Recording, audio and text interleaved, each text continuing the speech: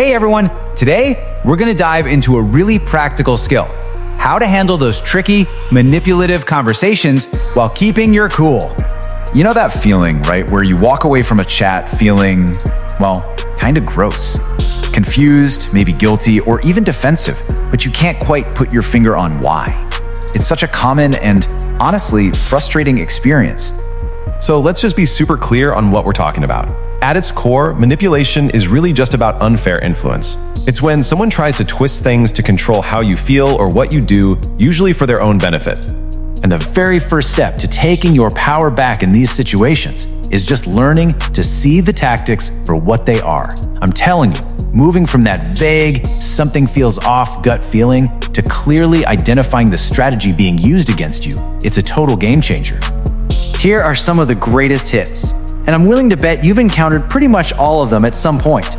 Each one is designed to do the same thing, make you doubt yourself, question your judgment, and ultimately give in. Let's look at a classic. You hear this and you immediately know that's guilt tripping 101. It's designed to make you feel like you owe them something, to create the sense of obligation that might not even be real. And how about this one? This is pure gaslighting. The goal here is to make you question your own emotional response, to make you think your perception of reality is just wrong. It's an incredibly powerful way to dismiss your feelings. And here we have the playing the victim card. By framing themselves as this perpetual victim, a manipulator can totally deflect responsibility for their own actions. It shifts the focus and tries to make you feel sorry for them instead. So what do all these tactics have in common? They're all designed to get an emotional reaction from you. That reaction, whether it's guilt or doubt or sympathy, that's the fuel.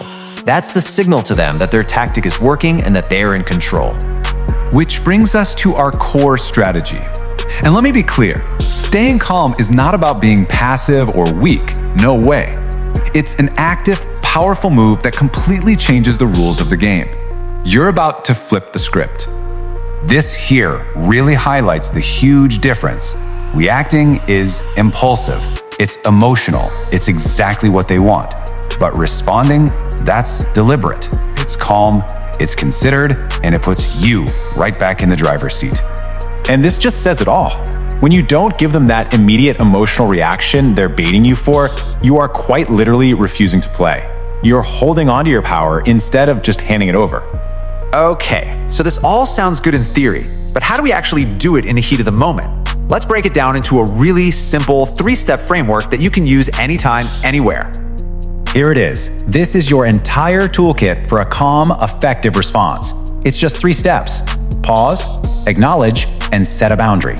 So let's start with the first and honestly the most critical step. First, and this is totally non-negotiable, you have to pause and breathe.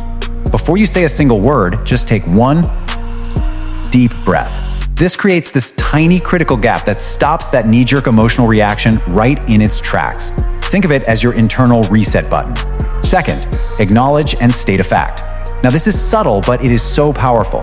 You are not agreeing with their manipulation. You are simply stating an observable fact, like, I can hear that you're frustrated. This helps de-escalate everything without validating their twisted story. And finally, step 3, set a boundary. This is where you calmly take back control. It's a clear, simple statement about what you are or are not willing to do. For example, I'm not going to discuss this when you're raising your voice. Or even, I need some time to think about that, so I won't be giving you an answer right now. It's firm, it's fair, and it ends the game right there. So what's the ultimate goal of all this? It's not about winning an argument. It's actually about something way more important than that. This right here is the key takeaway. You cannot control how other people feel or how they choose to act, but you have 100% control over how you choose to respond. And in that choice, that's where you'll find your power and your peace.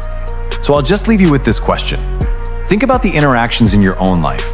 Where could applying this simple 3-step framework of a calm, deliberate response make the biggest difference for you?